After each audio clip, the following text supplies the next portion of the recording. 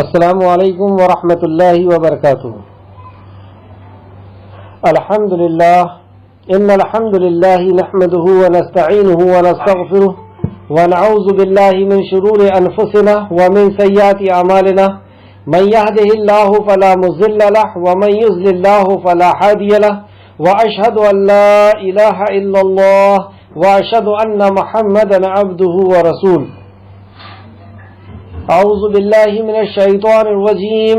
یا ایہا الذین آمنوا اتقوا اللہ حق تقاتہ ولا تموتن الا وانتم مسلمون۔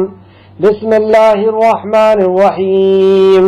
یا ایہا الناس اتقوا ربکم الذی خلقکم من نفس واحدہ وخلق منها زوجہا وبث منهما رجالا كثيرا ونساء واتقوا الله الذي تساءلون به والأرحام إن الله كان عليكم رقيبا۔ يا أيها الذين آمنوا اتقوا الله وقولوا قولا سديدا يصلح لكم أعمالكم ويغفر لكم ذنوبكم ومن يطع الله ورسوله فقد فاز فوزا عظيما۔ أما بعد فإن خير الحديث كتاب الله وخير الهدي هدي محمد صلى الله عليه وعلى آله وسلم وشر الأمور محدثاتها وكل محدثة بدعة وكل بدعة ضلالة وَكُلُّ ضَلَالَةٍ فِي النَّارِ۔ رب اشرح لي صدري ويسر لي أمري واحلل عقدة من لساني يفقهوا قولي رب زدني علما۔ تمام تر تعریف، حمد، ثنا، کبریائی، بڑائی، بزرگی اور مجد اس خالق کائنات کے لیے لائق اور زیبا ہے جو ساری کائنات کا ایک و تنہا خالق، مالک، مربی اور منتظم ہے، جو ساری کائنات کا پیدا کرنے والا، اس کی ضرورت کا پورا کرنے والا، اس کا چلانے والا، اس کا مدبر ہے۔ درود و سلام ہو انبیاء اکرام پر، خصوصاً نبی مکرم رحمت للعالمین امام الانبیاء محمد صلی اللہ علیہ وسلم پر۔ اس مختصر سے درود و سلام کے بعد معزز سامعین اکرام، ہماری کلاس مسلسل سورہ انفال پر پہنچ چکی ہے۔ آج 9واں پارہ انشاءاللہ تعالی ختم ہوگا اور 10واں بھی شروع ہو جائے گا انشاءاللہ تعالی۔ پچھلی کلاس میں یعنی کل کی کلاس میں ہم نے آیت نمبر 30 کے اندر دیکھا کہ ایک تاریخی واقعے کی طرف اشارہ کیا گیا جو ہجرت کا تھا۔ نبی کریم صلی اللہ علیہ وسلم مکہ سے مدینہ کی طرف ہجرت کیے، اور اس کے بعد والی آیت میں آیت نمبر 31 کے اندر اللہ کو نہ ماننے والے یا نبی کریم صلی اللہ علیہ وسلم کے اوپر ایمان نہ لانے والوں کے تعلق سے بیان کیا گیا، جو آخرت پر یقین نہیں رکھتے تھے ان کے تعلق سے بیان کیا گیا کہ وہ اس قرآن کے بارے میں یہ خیال کرتے ہیں کہ یہ پچھلے لوگوں کی کہانیاں ہیں اور اس جیسا ہم بھی لکھ سکتے ہیں۔ اور آیت نمبر 32 کے اندر، اور جب انہوں نے کہا کہ اے اللہ اگر یہ قرآن تیرے طرف سے حق ہے تو ہم پر آسمان سے پتھر کی بارش برسا اور ہمیں دردناک عذاب دے، تو آیت نمبر 33 کے اندر اللہ رب العزت نے ان کی اس بات کا جواب دیا کہ ہم تم پر عذاب اس لیے نازل نہیں کر رہے کہ تمہارے بیچ میں ہمارے نبی ہیں اور تمہارے بیچ میں استغفار کرنے والے لوگ بھی ہیں۔ تو استغفار اور نبی کا ہونا یہ عذاب سے بچنے کا باعث تھا۔ اور نبی مکرم کی وہ حدیث بھی ہم نے کل دیکھا کہ نبی مکرم فرماتے ہیں کہ اب تمہارے پاس استغفار ہے جو تمہیں امن و امان میں رکھے گا، یعنی اللہ رب العزت سے توبہ کرنا۔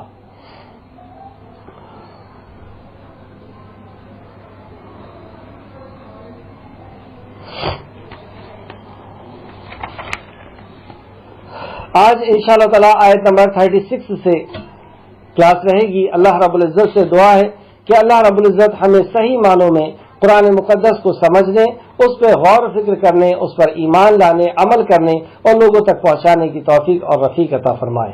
صحیح معنوں میں قرآن کا سمجھنا کیا ہے، بارہا یہ بیان کیا جا چکا ہے کہ قرآن کو قرآن کی روح سے سمجھنا، یعنی قرآن خود قرآن کی تفسیر کرتے ہے کئی جگہ سے۔ دوسرا کہ قرآن کو صحیح احادیث سے سمجھنا، تیسرا قرآن کو ویسا سمجھنا جیسے صحابہ کرام نے سمجھا تھا، اور اس پہ اس طریقے سے عمل کرنا جس طریقے سے صحابہ کرام نے عمل کر کے دکھایا ہے نبی کریم صلی اللہ علیہ وسلم کے ساتھ۔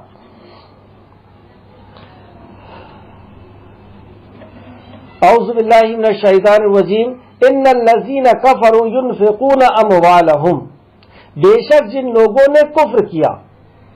کفر یعنی کیا ہوتا ہے؟ کفر یعنی انکار کرنا۔ کس بات کا انکار کرنا؟ اللہ کا، اللہ کے نبی کا، آخرت کا، قرآن کا، اس کا انکار کرنا۔ اللہ کے حکم کا، اللہ کے نبی کا حکم کا انکار کرنا۔ تو اللہ کا حکم، اللہ کے نبی کا حکم کیا ہے؟ اللہ کا حکم، اللہ کے نبی کا حکم یہ ہے کہ حقوق ادا کیے جائیں، اللہ کا حق ادا کیا جائے اور مخلوق کا، خالق کا حق ادا کیا جائے اور مخلوق کا حق ادا کیا جائے۔ مخلوق میں سب سے بڑا حق والدین کا حق ہے، ماں کا، باپ کا، اور رشتہ داروں کا، پڑوسیوں کا، اور بھی دوسرے لوگوں کا حق ہے۔ اللہ کا کلام، نبی کا فرمان اور کیا حکم دیتا ہے کہ ہم گناہ نہ کریں، معصیت کا کام نہ کریں، کرائم نہ کریں، شراب، جوا، مرڈر، چوری نہ کریں۔ یہ اس کا جو انکار کرتے ہیں، جو قرآن و حدیث پر نہیں چلنا چاہتے، یعنی کرائم کرنا چاہتے ہیں اور لوگوں کے حقوق ادا نہیں کرنا چاہتے، بیوی کا حق ادا نہیں کرنا چاہتے، پڑوسی کا حق ادا نہیں کرنا چاہتے، ماں باپ کا حق ادا نہیں کرنا چاہتے، اور اللہ رب العزت کا حق بھی کسی اور کو دیتے ہیں، تو ان کو کہتے ہیں جنہوں نے انکار کیا۔ ان الذین کفروا، بے شک جن لوگوں نے انکار کیا، وہ اپنے مال خرچ کرتے ہیں۔ تو ظاہر سی بات ہے یہ مال کس چیز پہ خرچ کریں گے؟ اللہ رب العزت کے طرف، اللہ کے دین کے طرف جانے سے روکنے پر خرچ کریں گے، اللہ کے دین کو ختم کر دینے کے لیے یہ خرچ کریں گے۔ تو اللہ فرماتا ہے وہ اپنے مال خرچ کرتے ہیں تاکہ وہ لوگوں کو اللہ کے راستے سے روکے، اللہ کے راستے سے روکے۔ اور پھر وہ بات ظاہر ہو گئی کہ اللہ کا راستہ کیا ہے؟ اللہ کا راستہ یہی ہے کہ لوگ دوسرے کا حق ادا کریں، کسی کے اوپر ظلم نہ کریں، اللہ کی مخلوق کے اوپر ظلم نہ کریں۔ اور ہم سب جانتے ہیں کہ مخلوق میں انسان ایک بہت پیاری مخلوق ہے جس کو ساری کائنات کو اللہ رب العزت نے اس انسان کی خدمت کے لیے بنایا ہے۔ سورج، چاند، زمین، آسمان، جس طرف آپ کی نظر جائے گی وہ انسان کے فائدے کے لیے اللہ رب العزت نے بنایا ہے، جو سورہ بقرہ میں ہم پڑھ کر کے آ چکے ہیں۔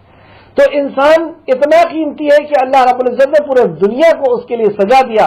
اب اس انسان کو کوئی تکلیف پہنچائے گا تو اللہ رب العزت اسے معاف نہیں کرے گا۔ بارہا ہم قرآن کے اندر اس بات کو پڑھ چکے ہیں۔ تو اپنے مال خرچ کرتا ہے، وہ اللہ کے راستے سے روکتے ہیں، تو وہ اپنے مال خرچ کرنے کی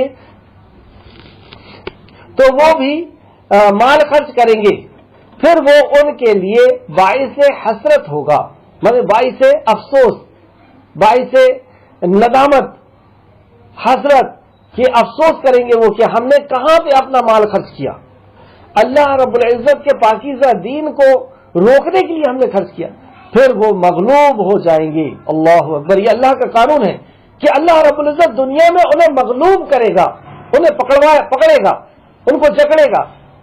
یعنی کوئی بھی جرم کرنے والا، کوئی بھی گناہ کرنے والا وہ بچ جائے، کبھی نہ کبھی وہ ضرور پکڑاتا ہے۔ جو انسانیت کے ساتھ ظلم کر رہا ہے، اللہ رب العزت اس کے ساتھ بھی وہی حشر کرے گا، جو لوگوں کو وہ تکلیف پہنچا رہا ہے اسے بھی وہ تکلیف پہنچائے گا، تو پھر وہ مغلوب کیے جائیں گے، مطلب وہ دنیا میں پکڑے جائیں گے۔ اور جن لوگوں نے کفر کیا، یعنی انکار کیا اللہ اور اللہ کے نبی کی بات کا، وہ جہنم کی طرف اکٹھے کیے جائیں گے۔ تو اپنے گناہوں کی وجہ سے وہ دنیا میں بھی ذلیل ہوں گے، دنیا میں بھی رسوا ہوں گے، دنیا میں بھی نقصان اس کا اٹھائیں گے، اور مرنے کے بعد اللہ رب العزت جس نے انہیں پہلی بار پیدا کیا ہے وہ پھر سے پیدا کرے گا اور ان سے حساب لے گا، اور وہاں پر بھی وہ نرک میں ڈالے جائیں گے، وہاں پر بھی وہ جہنم میں ڈالے جائیں گے۔ آیت نمبر 37 میں اللہ فرماتا ہے تاکہ اللہ ناپاک کو پاک سے الگ کر دے۔ سبحان اللہ، یہ فیصلہ کیوں کیا اللہ رب العزت نے؟ دنیاوی اعتبار سے بھی اور اخروی اعتبار سے بھی، آخرت کے اعتبار سے بھی پاک اور ناپاک کو الگ کر دیا جائے۔ آپ دیکھتے ہیں دنیا میں پاک لوگ الگ رہا کرتے ہیں، ناپاک الگ رہا کرتے ہیں. جیسے آپ دیکھیں کہ شراب پینے والے سب ایک ساتھ ہوا کرتے ہیں، چوری کرنے والے ایک ساتھ ہوا کرتے ہیں، ڈکیتی ڈالنے والے ایک ساتھ ہوا کرتے ہیں، اور جو مطیع اور فرمانبردار ہوتے ہیں، جو سماج کے اندر صحیح طریقے سے رہنا جانتے ہیں، جو سارے لوگوں کے حقوق ادا کرتے ہیں، وہ لوگ الگ ان کی ایک ساتھ ہوتے ہیں. تو اور اسی طریقے سے یہ حشر کے میدان میں بھی ہوگا، جنت اور جہنم میں بھی ہوگا. یہ بہت غور کرنے والی بات ہے کہ ہم اللہ رب العزت کی نافرمانی کریں اور یہ امید رکھیں کہ ہم صدیق کے ساتھ ہوں گے، ہم شہداء کے ساتھ ہوں گے، ہم ولیوں کے ساتھ ہوں گے، ہم انبیاء کے ساتھ ہوں گے. ایسا ہرگز نہیں ہو سکتا. ہم جس کے ساتھ ابھی یہاں پر ہیں انہی کے ساتھ ہمارا حشر ہونا ہے. اگر یہ ہمارے اوپر آج اللہ رب العزت نے ہمیں چوائس دے دی ہے، اللہ رب العزت نے ہمیں آزادی دے دی ہے عمل کی کہ ہم چاہیں تو نیک کام کریں، نیک لوگوں کے ساتھ رہیں، ہم چاہیں تو گناہ کا کام کریں، کرائم کریں اور کرمنلوں کے ساتھ رہیں، اور اس کا انجام ہمیں دنیا میں بھی بھگتنا ہوگا اور آخرت میں ہمیشہ ہمیشہ کے لیے بھی ہمیں بھگتنا ہوگا. تو اللہ رب العزت کیا چاہتا ہے؟ تاکہ اللہ ناپاک کو پاک سے الگ کر دے.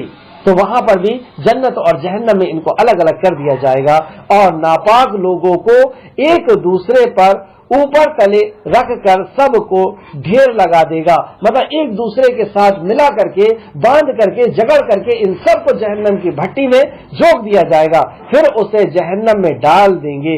یہ لوگ خسارہ اٹھانے والے ہیں، یہ لوگ نقصان اٹھانے والے ہیں. اے اللہ ہم سب کو ان لوگوں سے محفوظ رکھ، ہم سب کو نقصان اور گھاٹا اٹھانے والوں سے محفوظ رکھ. آیت نمبر 38. اے نبی کریم صلی اللہ علیہ وسلم، جن لوگوں نے کفر کیا، پھر وہی بات، انکار کیا، ان سے کہہ دیجئے اگر وہ باز آ جائیں تو جو کچھ پہلے ہو چکا وہ انہیں معاف کر دے گا. سبحان اللہ.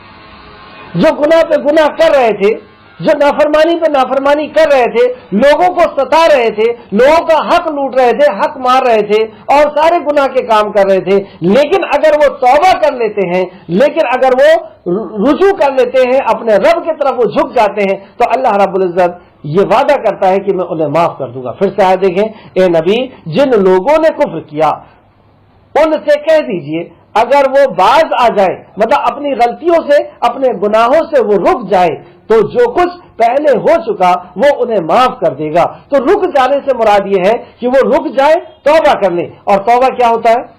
توبہ کے اندر 3 چیز ہوتی ہے. پہلا یہ کہ اپنے گناہوں کو قبول کر لینا، اس پر نادم ہو جانا، اس پہ شرمندہ ہو جانا، اپنے گناہوں کا کو ایکسپٹ کر لینا. ہاں میں گنہگار ہوں، ہاں یہ گناہ ہے اور میں نے یہ کیا ہے، پہلا.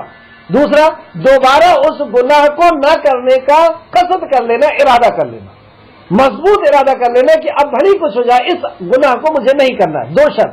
تیسری شرط کہ وہ نیک کام کرنا شروع کر دے، جیسے اللہ رب العزت نے فرمایا اطیع اللہ اللہ کی اطاعت کرو، اللہ کے نبی کی اطاعت کرو. قل ان کنتم تحبون اللہ فاتبعونی یحببکم اللہ ویغفر لکم ذنوبکم واللہ غفور رحیم. اب اللہ فرماتا ہے کہ میں غفور رحیم ہوں.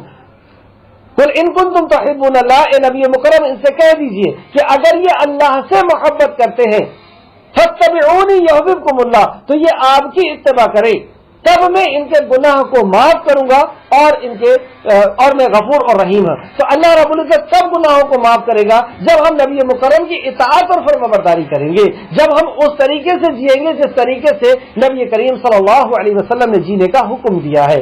تو نیک کام، اسی کو نیک کام کہتے ہیں. نبی کے حکموں پر چلنا مطلب نیک کام کرنا. تو یہ 3 شرط ہے. جب تک یہ 3 شرط توبہ کے اندر نہیں ہوگی تب تک ہماری توبہ نہیں ہے. ہم کتنا ہی توبہ کرتے رہ جائیں، اپنے گالوں کو پیٹتے رہ جائیں، لیکن یہ توبہ نہیں کہلائے گی. توبہ کب کہلائے گی؟ کہ جب ہم اپنے گناہ کو قبول کر لیں گے، ہم اس پہ نادم ہو جائیں گے، شرمندہ ہو جائیں گے، اور دوسرا گناہ کو گناہ جان لیں گے، اور دوسرا دوبارہ نہ کرنے کا قصد کر لیں گے، اور تیسرا نیک کام کرنا شروع کر دیں گے. تو اللہ رب العزت گناہوں کو معاف کر دے گا. بخاری شریف کی ایک حدیث بھی اس پہ سماعت فرمائے. بخاری شریف حدیث نمبر 6921، مسلم شریف حدیث نمبر 120.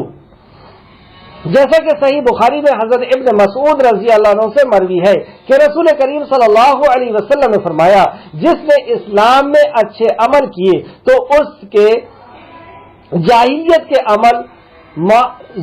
کے عمل کا مواخذہ نہیں کیا جائے گا. جس نے صراط مستقیم پر آ کر کے اللہ اور اللہ کے نبی کے راستے پر آ گیا تو اس کے دور جاہلیت کے، جب وہ جہالت کے دور میں تھا، اس دور کے عمل کا مواخذہ نہیں کیا جائے گا، یعنی معاف کر دیا جائے گا. اور جس نے اسلام میں برے عمل کیے تو اس سے پہلے اور برے کے تمام اعمال کا مواخذہ کیا جائے گا. اور جو اسلام میں ہے لیکن وہ ہمیشہ برے عمل کر رہا ہے تو اللہ رب العزت ان کے سارے اعمال کا حساب لے گا. اور اگر وہ دوبارہ وہی کریں، اب دوسرا حصہ بھی، پہلا حصہ اللہ نے بتا دیا کہ اگر تم نے گناہ کیے ہو، نافرمانی کیے ہو، لوگوں کو ستائے ہو، لوگوں کو مارے ہو، لوگوں کو پریشان کیے ہو، اور اگر تم توبہ کر لیتے ہو تو میں تمہارے پچھلے سارے گناہ کو معاف کر دوں گا. اور دوسرا حصہ کیا ہے؟ اگر وہ دوبارہ وہی کریں گی تو بلا شبہ اگلے لوگوں کا جو طریقہ گزرا چکا وہی ان کا انجام ہوگا. اس کے پہلے تم نے دیکھ چکا قوم لوط کے ساتھ کیا ہوا، قوم سمود کے ساتھ کیا ہوا، قوم عاد کے ساتھ کیا ہوا، قوم نوح کے ساتھ کیا ہوا علیہ السلام. ان لوگوں نے اللہ کے نبی کی نافرمانی کی. کسی نے تولنے میں کم زیادہ کیا، کم تول کر کے لوگوں کو دے رہے ہیں، لوگوں کا حق مار رہے ہیں. کسی نے ہم جنس کا گناہ اپنایا، کسی نے کچھ. تو اللہ رب العزت کی نافرمانی کیے، اللہ کے نبی کی نافرمانی کیے. اللہ رب العزت نے تہ و بالا کر دیا، عذاب پہ عذاب نازل کر کے ان کی زندگی کے چراغ کو بجھا کر کے رکھ دیا. یہی ہوگا. اور ہم دیکھ لیں بڑے سے بڑا رستم، بڑے سے بڑا ظالم، اللہ رب العزت ایک دن اس کو سرنگو کر دیتا ہے. اور تم ان سے آیت نمبر 40 اور تم ان سے لڑو حتیٰ کہ فتنہ نہ رہے. یہاں فتنے سے مراد شرک ہے. اور کہیے سارے کا سارا دین اللہ ہی کا ہو جائے، پھر اگر وہ یعنی جو انکار کرتے ہیں باز آ جائے، مطلب وہ رک جائے، گناہوں سے رک جائے، برائی سے رک جائے، تو بے شک اللہ ان کاموں کو خوب دیکھنے والا ہے. مطلب ان کے سارے کاموں کو اللہ رب العزت دیکھنے والا ہے. اور اگر وہ پھرے تو جان لو یقیناً اللہ ہی تمہارا کارساز ہے، وہ بہترین کارساز اور بہترین مددگار ہے. سبحان اللہ. اگر یہ دنیا ہماری مخالف ہو جاتی ہے، کچھ لوگ ہمارے مخالف ہو جاتے ہیں، ہمیں ختم کر دینا چاہتے ہیں، کچھ بھی ہو، یہ ساری دنیا اللہ کی ہے اور حکم بھی اسی کا ہے. وہ جو چاہے گا وہی ہوگا. اس آیت کو پھر سے دیکھیں. اور اگر وہ پھرے تو جان لو یقیناً اللہ ہی تمہارا کارساز ہے، وہ اصل کارساز ہے. ہمیں ہمیشہ یہ دیکھنا چاہیے کہ اس کی نگاہ رحمت ہم سے نہ ہٹ جائے، وہ ہم سے ناراض نہ ہو جائے. اور وہ کس چیز سے ناراض ہوتا ہے؟ جب اس کی مخلوق کے ساتھ، جب اس کی مخلوق کا ہم حق ادا نہیں کرتے، جب ہم خالق کا اور مخلوق کا حق ادا نہیں کرتے. اور اگر وہ پھر یقیناً اللہ تمہارا کارساز ہے، تو ہماری ہر بگڑی کا بنانے والا، ہر مصیبت کا دور کرنے والا، ہر پریشانی کا دور کرنے والا وہ صرف اور صرف اللہ ہے. وہ بہترین کارساز اور بہترین مددگار ہے. اس سے بہتر کوئی کارساز نہیں اور اس کے علاوہ کوئی مددگار نہیں. آیت نمبر 41. اور اے مسلمانوں جان لو کہ تم جو کچھ بھی مال غنیمت حاصل کرو اس میں سے 5واں حصہ یقیناً اللہ کے لیے ہے اور رسول کے لیے ہے اور اس کے رشتہ داروں، یتیموں، مسکینوں اور مسافروں کے لیے ہے. مال غنیمت کی تقسیم کا اصول یہاں پر بتایا گیا کہ اس میں مسکینوں کا مطلب، مسکین کسے کہتے ہیں؟ جو اپنی ضرورت کے مطابق نہیں کما پاتا. اور مسکینوں کا ہے، یتیموں کا بھی اس میں حصہ ہے جس کے والدین نہیں ہیں، جس کے ماں باپ نہیں ہیں. اور مسافروں کا بھی اس میں حصہ ہے کہ وہ سفر میں ہے اور اس کا وہ پریشانی میں مبتلا ہو گیا، بیماری میں مبتلا ہو گیا، اس کا سامان کہیں گم گیا تو وہ اس کا بھی حصہ ہے. اور نبی کریم اور اللہ کے نبی کے حصے میں سے نبی کریم صلی اللہ علیہ وسلم نے پھر 5 حصے کیے اور اس کو بھی صحابہ کے اندر تقسیم کر دیے. تو بہرحال یہ مال غنیمت کی تقسیم کا حصہ تھا. اگر تم اللہ پر ایمان لاؤ، مطلب یہ مال غنیمت کسے کہتے ہیں؟ وہ مال جو اسلامی حکومت میں گورنمنٹ کا ہے، وہ مال کیونکہ ضرورت مندوں کے لیے ہوا کرتا ہے، لوگوں کی ضرورتوں کو پورا کرنے کے لیے گورنمنٹ کا مال خرچ ہوتا ہے، تو اس میں ہمارا حق نہیں ہے، اس میں سب کا حق ہے اور حق طے ہے کہ کس کو کتنا دیا جائے گا. لیکن ہم اس میں سے اگر چرا لیتے ہیں، نبی کریم صلی اللہ علیہ وسلم کی وہ حدیث کہ آپ فرماتے ہیں کہ جس نے مال غنیمت میں سے ایک چادر بھی چرا لی تو وہ اس چادر کی بنیاد پر جہنم میں جلے گا. ایک صحابی نے یہ حدیث کو سنا، گھر گئے اور 2 کپڑے کو ایک دھاگے نے جوڑا ہوا تھا، جس کو ہم بولتے ہیں نا سلائی کی ہوئی تھی. انہوں نے دونوں طرف سے کپڑے کو چاک کیا، کاٹا اور اس دھاگے کو نکالا اور دھاگے کو لے کر کے مال غنیمت میں جمع کروایا اور کہا کہ یہ میں نے مال غنیمت سے اس دھاگے کو اٹھا لیا تھا. اللہ اکبر! یہ ہے تقویٰ، یہ ہے اللہ رب العزت کا ڈر کہ اللہ رب العزت اس دھاگے کی بنیاد پر بھی مجھے میری گرفت نہ کر لے جو میں نے لوگوں کا مال میں نے کھا لیا ہے، جو لوگوں کا حق میں نے وہ گبن کر لیا ہے.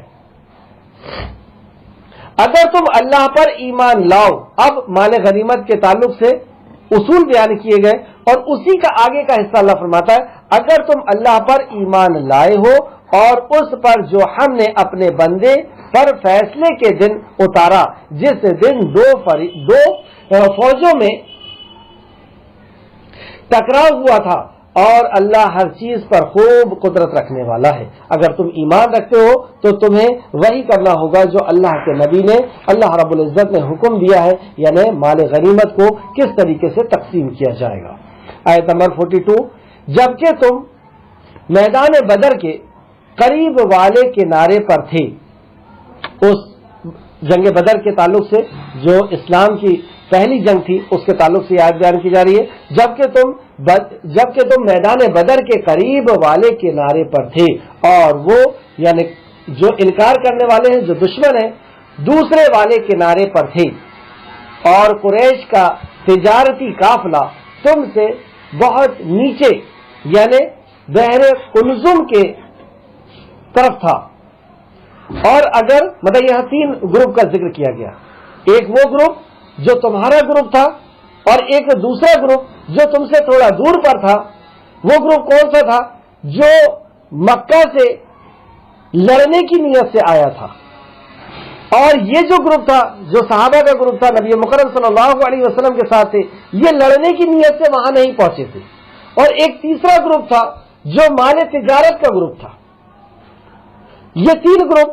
اور اب آگے کیا ہوتا ہے؟ اللہ فرماتا ہے اور اگر تم دونوں فریق جنگ کے لیے آپس میں وعدہ کرتے تو مقررہ وقت پر ضرور اختلاف کرتے، اور لیکن ہوا یہ کہ دونوں گروہ آمنے سامنے آ گئے. لیکن اللہ کی یہ تدبیر تھی، اللہ رب العزت کا یہ حکم تھا کہ دونوں آمنے سامنے آ گئے، جبکہ یہ لڑنے کی نیت سے نہیں گئے تھے اور وہ لڑنے کی نیت سے آئے تھے اور ان کا آمنا سامنا ہو گیا. کیوں اللہ رب العزت نے یہ آمنا سامنا کرا دیا؟ اللہ فرماتا ہے تاکہ اللہ اس کام کو پورا کر دے جو ہونے والا تھا، یعنی حق اور باطل کی جنگ ہونے والی تھی، تاکہ جو ہلاک ہو وہ حجت قائم ہونے سے ہلاک ہو اور جو زندہ رہے وہ دلیل سے حق پہچان کر زندہ رہے. اور بے شک اللہ خوب سننے والا اور خوب جاننے والا ہے. یہاں پہ سمیع اور علیم 2 صفت لے کر کے آئی گئی کہ یہ جو کچھ بھی ہو رہا ہے، جو کچھ بھی چل رہا ہے، یہ اللہ رب العزت اس کو سن بھی رہا ہے اور اس پر علم بھی رکھنے والا ہے.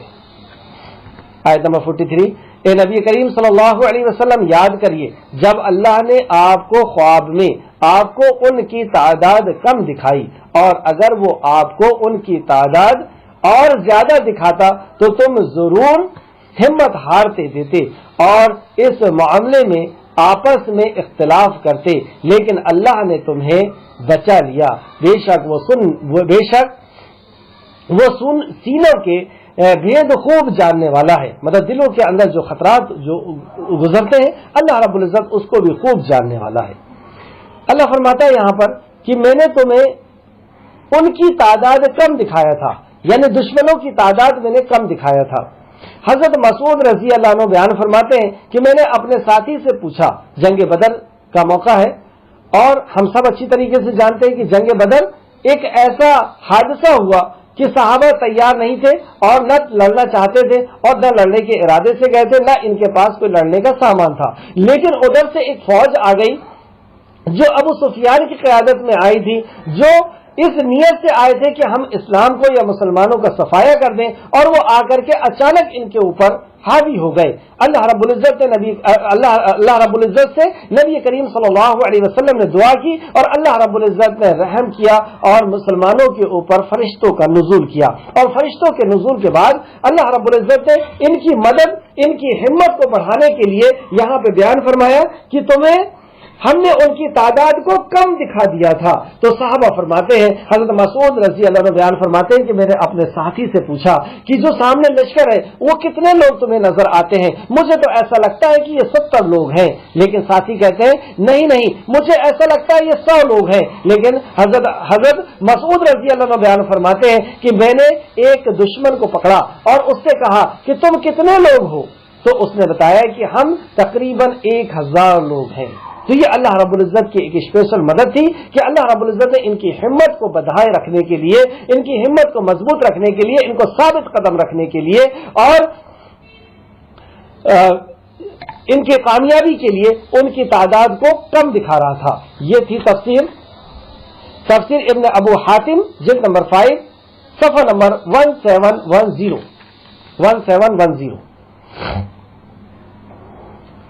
اور اے مسلمانوں یاد کرو جب تم آمنے سامنے ہوئے تو اللہ نے انہیں تمہارے نظروں میں تھوڑا کر دکھایا اور تمہیں ان کی نظروں میں تھوڑا کر دکھایا تاکہ اللہ اس کام کو پورا کر دے جو ہونے والا تھا، اور سب کام اللہ ہی کے طرف لوٹنے والے ہیں، یعنی حق اور باطل کا جو کام ہونے والا تھا اللہ رب العزت اس کو پورا کرنا چاہتا تھا، اس وجہ سے اللہ رب العزت فرماتا ہے کہ میں نے یوں کیا۔ یا ایھا الذین آمنوا، اب یہاں پہ ایمان والوں سے خطاب کر رہا ہے اللہ رب العزت، آیت نمبر 45، اے ایمان والو جب کسی گروہ سے تمہارا آمنا سامنا ہو، یعنی کوئی تم سے دشمنی کر رہا ہے اور تم اس کے سامنے جاؤ تو تمہارا کیا اصول ہونا چاہیے؟ اے ایمان والو جب کسی گروہ سے تمہارا آمنا سامنا ہو تو ثابت قدم رہو اور اللہ سے بہت یاد کرو تاکہ وہ تمہیں فلاح دے، یعنی وَاذْكُرُوا اللَّهَ كَثِيرًا لَعَلَّكُمْ تُفْلِحُونَ، اللہ رب العزت کا بہت زیادہ ذکر کرو تاکہ تم فلاح پا جاؤ، تم کامیاب ہو جاؤ۔ تفلحون فلاح کے لیے آتا ہے۔ کیا پتہ چلا کہ کوئی دشمن بھی تمہارے سامنے آ گیا ہے، اس وقت بھی تمہیں اللہ رب العزت کے ذکر سے غافل نہیں ہونا ہے۔ اور جب آپ سوچیں کہ جب ہم اللہ رب العزت کا ذکر کریں گے، ساری کائنات کے خالق اور مالک کا ذکر کریں گے، کیا ہم سے گناہ ہوگا؟ کیا ہماری زبان سے بدزبانی ہوگی؟ کیا ہم کسی کا حق تلفی کریں گے؟ کیا ہم کسی کے ساتھ غلط کریں گے؟ تو اللہ رب العزت نے فرمایا کہ ہر حال میں اللہ رب العزت کا ذکر کرتے رہو، لعلکم تفلحون، تاکہ تم فلاح پا جاؤ۔ اور پہلی بات بتایا کہ تم ثابت قدم رہو، مظلوم کی مدد کرنے کے لیے تمہارے قدم ثابت ہونا چاہیے۔ مظلوم یعنی جسے ستایا جا رہا ہے، جسے پریشان کیا جا رہا ہے، اس کی مدد کرنے میں تم ثابت قدم رہو، یعنی جمے رہو، اور اللہ اور اس کے رسول کی اطاعت کرو۔ آیت نمبر 46 پہلا اصول بتایا جا رہا ہے امت مسلمہ کو، اور اللہ اور اس کے رسول کی اطاعت کرو اور آپس میں جھگڑا نہ کرو، آپس میں اختلاف نہ کرو۔ اور یہ اختلاف کے تعلق سے اس کے پہلے بھی ہم پڑھ چکے ہیں، اللہ فرماتا ہے مَعْتَصِمُوا بِحَبْلِ اللَّهِ جَمِيعًا وَلَا تَفَرَّقُوا، تم سب مل کر کے اللہ کی رسی کو مضبوطی سے پکڑ لو، یعنی اللہ کے کلام کو اور اللہ کے نبی کے فرمان کو مضبوطی سے پکڑ لو، کیونکہ اجتماعیت ہی اسلام کی شعار ہے، اسلام کی پہچان ہے۔ اللہ رب العزت یہ چاہتا ہے، اور اللہ رب العزت ہر مخلوق کو مل کر کے رہنا چاہتا ہے. آپ دیکھ لیجئے دنیا کی ہر مخلوق آپس میں بہت زیادہ ہل مل کر کے اور محبت کے ساتھ رہتی ہے. ایک مکھی کے چھاتے پر آپ پتھر ماریں گے، ساری مکھی مل کر کے آپ کے اوپر اٹیک کرے گی. جنگل کے اندر آپ جا کر کے دیکھیے، ہر کوئی مخلوق اپنے ایک جھنڈ کے ساتھ اور بہت اطمینان، سکون اور خوشی کے ساتھ رہتے ہیں. لیکن یہ مسلمان ہی ایک ایسا ہے، لیکن یہ انسان ہی ایک ایسا ہے کیونکہ اس کو عمل کی آزادی دے دی ہے نا اللہ نے. انہیں عمل کی آزادی نہیں، تو وہ اللہ کے حکم کے حساب سے جی رہے ہیں اور بہت خوش ہیں اپنی زندگی کے اندر، کوئی پریشان نہیں دکھتا. لیکن انسان کو اللہ رب العزت نے عمل کی آزادی دے دیا. یہ کئی ٹکڑوں میں بٹ گیا، کوئی یہودی ہو گیا، کوئی نصرانی ہو گیا، کوئی مجوسی ہو گیا، کوئی مسلمان ہو گیا، کوئی ہندو ہو گیا، کوئی سکھ ہو گیا، کوئی عیسائی ہو گیا، اور آپس میں ٹوٹ کر کے انہوں نے اپنے وقت کو یا اپنی یونٹی کو ختم کر دیا اور ایک دوسرے سے ڈر رہے اور ایک دوسرے سے نفرتیں کر رہے ہیں. جبکہ اللہ رب العزت یہ فرماتا ہے کہ تم سب مل کر کے اللہ کی رسی کو مضبوطی سے پکڑ لو، یعنی ایک خالق کو مان لو اور ایک ان کے میسنجر کو یعنی نبی مکرم کو مان لو اور اللہ اور اس کے رسول کی اطاعت کرو. کیا ہوگا؟ اللہ اور اس کے رسول کی اطاعت کریں گے تو ہم سب ایک ہو جائیں گے اور آپس میں جھگڑا نہ کرو، ورنہ تم ہمت ہار جاؤ گی اور تمہاری ہوا اکھڑ جائے گی. مطلب تمہارا کوئی وقت نہیں رہے گی، تمہارا کوئی وجود نہیں رہے گا، تمہارا کوئی سمندر گاؤں کو ڈبا دینے کے لیے کافی ہوتا ہے، لیکن اگر وہ سمندر میں سے پانی ہٹ جائے، ایک بوند بن جائے، تو اس کا کوئی وجود نہیں رہتا. اس طریقے سے اگر ہم مل کر کے رہیں گے تو ہمارا وجود رہے گا اور اگر ہم مل کر کے نہیں رہیں گے تو ہمارا وجود ختم ہو جائے گا. اور صبر کرو، بے شک اللہ صبر کرنے والوں کے ساتھ ہے. ان اللہ مع الصابرین، آپ اکثر دیکھتے ہوں گے دکانوں کے سامنے ادھر ادھر لگا ہوا رہتا ہے، ان اللہ مع الصابرین، اللہ صبر کرنے والوں کے ساتھ ہے. یہ کوئی معمولی چیز نہیں ہے. ساری کائنات کا خالق مالک رازق ہمارا ساتھ ہو جائے، وہ ہمارے ساتھ ہو جائے، وہ ہمارا کارساز ہو جائے، وہ ہماری ضرورت اور ہماری مصیبت کا دور کرنے والا ہو جائے، اس سے بڑی بات اور کیا ہو سکتی ہے. لیکن یہ کس کے ساتھ ہوتا ہے؟ جو صبر کرتا ہے. صبر کس کو کہتے ہیں؟ اس کے پہلے بھی میں بتا چکا ہوں لیکن پھر سے احاطہ کر دیتا ہوں. گناہ سے بچنے کے لیے جو تکلیف آتی ہے، جیسے کوئی شخص عادی ہے شراب پینے کا، اب وہ شراب نہیں پی رہا ہے تو اس کو جو لت لگی ہوئی ہے، اس کو جو بے چینی ہو رہی ہے، پریشانی ہو رہی ہے، وہ اپنے نفس کو کنٹرول کر رہا ہے، وہ رک رہا ہے کہ نہیں، زنا سے مجھے اللہ رب العزت نے روکا ہے، چوری سے مجھے روکا ہے، مرڈر سے مجھے روکا ہے، یہ فلاں کام کرنے سے مجھے اللہ رب العزت نے روکا ہے، غیر عورت کے اوپر نظر ڈالنے سے مجھے اللہ رب العزت نے روکا ہے. اب وہ رک رہا ہے، اپنے نفس کو جو مار رہا ہے، یہ وہ صبر کر رہا ہے اللہ رب العزت کی رضا کے لیے. یہ ہے صبر. دوسرا صبر کہ نیک کام کرنے میں جو تکلیف ہوتی ہے، جیسے فجر کی نماز کے لیے صبح اٹھنے میں تکلیف ہو رہی ہے، زکات دینے کے لیے اپنے رشتہ داروں کو کے اوپر پیسہ خرچ کرنے میں، اپنی کمائی خرچ کرنے میں اس کو تکلیف ہو رہی ہے، یا کسی کا رفاع عامہ کا کام کرنے میں، کسی بیمار کی عیادت کرنے میں اس کو تکلیف ہو رہی ہے، تو یہ جو تکلیف ہو رہی ہے اس کو وہ برداشت کرتا ہے، یہ وہ صبر ہے. اور تیسرا کہ جب وہ نیک کام کرنے لگتا ہے، یعنی دین کے اوپر چلنے لگتا ہے، اور پھر اس کے اوپر جو پریشانیاں آتی ہیں، جیسے کسی نے داڑھی رکھ لیا، اب لڑکیاں یہ کہہ رہی ہیں کہ ہم تم سے نکاح نہیں کریں گے، اس کو لڑکیاں نہیں ملی. کوئی لڑکی نے اگر پردہ اور برقع پہننا شروع کر دیا تو دوسرے لڑکے کہہ رہے ہیں کہ نہیں، ہم تو یہ پرانے زمانے کی عورت ہو گئی ہے، اب ہم اس سے نکاح نہیں کریں. تو یہ دین کے کام کرنے میں جو تکلیف محسوس آتی ہے، لوگ پریشان کرتے ہیں، اس میں صبر کر لینا یہ صبر ہے. یعنی دین پر عمل کرنے سے اور گناہ سے رکنے میں جو تکلیف ہوتی ہے اس کو صبر کہتے ہیں. اور یہ صبر اتنی جامع معنی ہے، اس کا وسیع معنی ہے، اور اس کا اجر اللہ رب العزت نے فرمایا ان اللہ مع الصابرین، کہ بے شک میں صبر کرنے والوں کے ساتھ ہوں. آیت نمبر 47، اور تم ان لوگوں کی طرح نہ ہو جاؤ جو اپنے گھروں سے اتراتے ہوئے اور لوگوں کو اپنی شان دکھاتے ہوئے نکلتے ہیں. گھر سے نکلنے کا آداب بتایا جا رہا ہے. اس کے پہلے بتایا گیا کہ اخلاص کے ساتھ اور خوب ذکر کرتے ہوئے، اللہ رب العزت کا ذکر کرتے ہوئے، اور کسی کے سامنا ہو جائے تو تم اس طریقے سے نرمی کے ساتھ، اخلاص کے ساتھ، بردباری کے ساتھ اس کے سامنے حاضر ہو، اور اس طریقے سے مت ہو جو اللہ کے نافرمان لوگ یہ تکبر کرتے ہوئے غرور کرتے ہوئے, گھمنڈ بتاتے ہوئے اور اکڑتے ہوئے چلتے ہیں, یہ چال اللہ رب العزت کو پسند نہیں. جیسے سورہ لقمان کے اندر بھی اللہ فرماتا ہے کہ جھک کر کے, اور پورا انداز اللہ رب العزت نے سکھایا کہ کس طریقے سے لوگوں سے بات کرنا ہے, نرم آواز سے بات کرنا. اللہ نے فرمایا کہ گدھے کی آواز بری آواز ہے اور تم نرمی سے بات کرو, کسی سے جھک کر کے اور ادب اور احترام کے ساتھ اللہ رب العزت نے بات کر سکھایا. تو یہاں پہ اللہ فرماتا ہے اور تم ان لوگوں کی طرح نہ ہو جاؤ جو اپنے گھروں سے اتراتے ہوئے اور لوگوں کو اپنے شان دکھاتے ہوئے نکلتے ہیں اور وہ لوگوں کو اللہ کی راہ سے روکتے ہیں, کیونکہ وہ اس دین پہ چل نہیں رہے تو اس دین سے ظاہر سی بات ہے کہ وہ روکیں گے. دیکھیے انسان کی ایک فطرت ہوتی ہے, وہ جس جگہ ہوتا ہے اس جگہ کی وہ دعوت دیتا ہے. اگر وہ نیک ہے تو وہ نیکی کی طرف دعوت دے گا, اگر وہ بد ہے مطلب وہ جس بھی فیلڈ کا ہے, جو بھی اس کی سوچ ہے اس سوچ کی طرف آپ کو دعوت دے گا. یہ انسان کی فطرت ہے. کوئی شرابی ہے شراب کی طرف دعوت دے گا, عیاش ہے عیاش کی طرف دعوت دے گا, کوئی دیندار ہے وہ دین کی طرف دعوت دے گا. تو جو جس کی سوچ ہوتی ہے وہ اسی کی طرف بلاتا ہے. تو یہ اللہ فرماتا ہے یہاں پر کہ یہ جو گھمنڈ کرتے ہیں, غرور کرتے ہیں, تکبر کرتے ہیں, لوگوں کو حقیر سمجھتے ہیں, لوگوں کو فقیر سمجھتے ہیں, لوگوں کو ادنا سمجھتے ہیں اور اپنے آپ کو اعلیٰ سمجھتے ہیں, وہ کیا کرتے ہیں, وہ لوگوں کو اللہ کے راستے سے روکتے ہیں. کیونکہ وہ خود اللہ کے راستے سے ہٹے ہوئے تو دوسروں کو بھی روکنے کی کوشش کرتے ہیں, اور وہ جو کچھ کر رہے ہیں اللہ اس کا احاطہ کیے ہوئے ہے. اللہ اکبر, واللہ بما تعملون محیط.